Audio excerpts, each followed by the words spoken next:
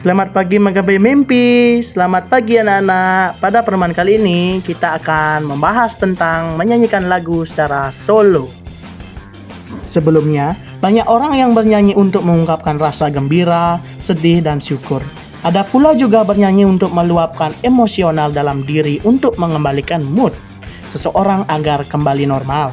Seseorang bisa meluapkan perasaan tersebut melalui nyanyian secara solo dan bernyanyi secara berkelompok atau sering disebut dengan vokal group. Agar lebih memahaminya, simak materi berikut dengan seksama dan kerja beberapa aktivitas dengan baik. Kita awali dengan seni musik.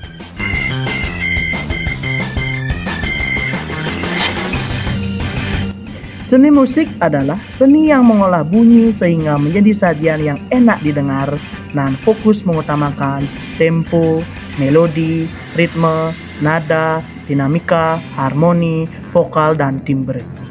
Dalam halnya menciptakan sebuah musik ataupun lagu. Kalian tahu nggak sih perbedaan musik dan lagu? Musik adalah alunan instrumen yang membentuk gabungan nada, sedangkan lagu adalah musik yang memiliki lirik sehingga bisa dinyanyikan dengan semua orang. Dengan kata lain, lagu memiliki suara vokal sedangkan musik hanyalah instrumennya saja. Baik, mari kita lanjut dengan materi vokal. Vokal solo adalah salah satu bentuk vokal atau suara penyanyi yang secara eksplisit mewakili satu suara dibandingkan dengan mengandung lebih dari satu suara seperti harmoni. Nah, itu dia dari beberapa pengertian dari vokal. Dan sekarang kita akan membahas tentang beberapa teknik vokal. Dan teknik vokal itu selain menentukan olah organ-organ tubuh, mutu dan pembentukannya, suara manusia juga didukung oleh beberapa teknik seperti yang kita akan bahas berikutnya.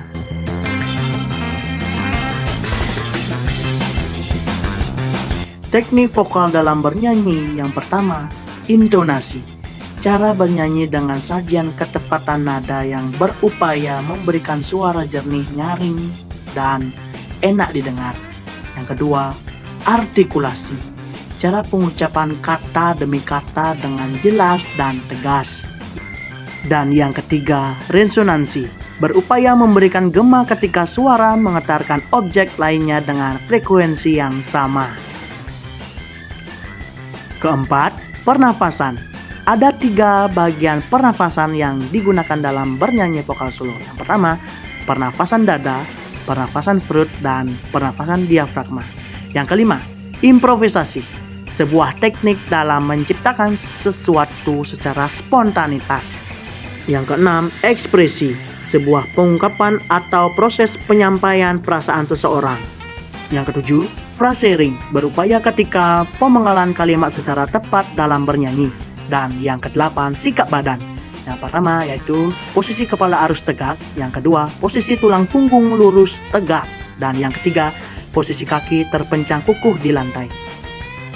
Setelah kita mengenal beberapa teknik vokal, selanjutnya sebagai vokalis tentu harus memperhitungkan ambitus suara dan apa saja bagian-bagian ambitus yang dimiliki.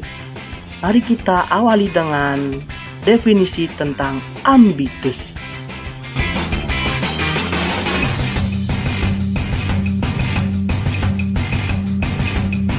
Ambitus adalah batas jangkauan suara, luas wilayah nada yang dapat dicapai seseorang dalam berolah vokal. Kemampuan orang-orang ketika menempuh ambitus seperti suara rendah dan tinggi. Tujuan yang diadakan dengan ambitus untuk mengelompokkan suara yang terdiri dari beberapa jenis, yaitu apa saja jenis ambitus yang dimiliki. Berikut pembagian ambitus suara manusia. Yang pertama, ambitus anak-anak, yaitu memiliki 2 jenis ambitus, yaitu ambitus tinggi dan ambitus rendah.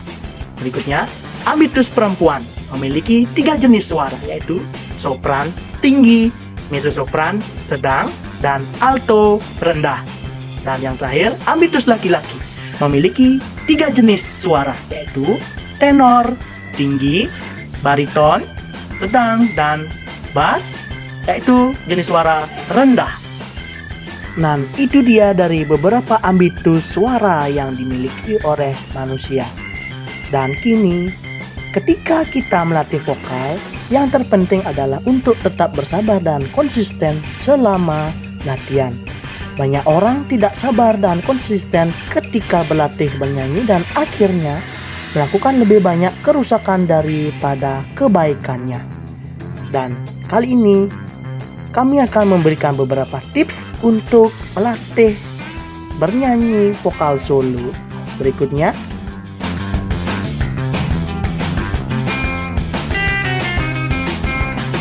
Tips meningkatkan vokal solo yang pertama, mempelajari teknik dan keterampilan secara konsisten, mendengarkan musik dan suara vokal lain atau mencari pelatih profesional sangat penting untuk memperbaiki kualitas vokal Anda. Yang kedua, pemanasan sebelum bernyanyi.